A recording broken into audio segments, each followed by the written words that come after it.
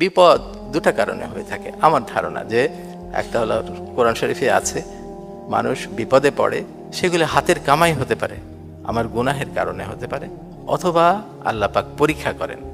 আমি অনেক চিন্তা করে দেখলাম, আচ্ছা যদি আমার গুনাহের কারণে হয়, তাহলে আমি আন্তরিকতার সাথে আমার গুনাহের গুলি বের করা, আমার কি ভুল হয়েছে, ত্রুটি হয়েছে, সেগুলো বের করা এবং সেটা থেকে তওবা করা, ফিরে আসা, এটা। আর যদি আল্লাহ পাক পরীক্ষা করতে থাকেন, পরীক্ষা সম্পর্কে আপনার একটু ভয় হয়, কি পরীক্ষা করছেন। মনে রাখবেন, ধরেন একটা বাবা মা আপনাকে সাঁতার শেখাচ্ছেন, অথবা বাবা আপনাকে সাঁতার শেখাতে নিয়ে গেছেন, পরীক্ষা করছেন সে সাঁতার পারে কিনা। সব সময় নিচে একটা হাত রেখে তারপরে দেখে যে বাচ্চাটা সাঁতার করতে পারে কিনা, সে ডুবে যাবে কিনা। কাজেই যে কোনো বিপদে ভয় না পাওয়া উচিত। আল্লাহ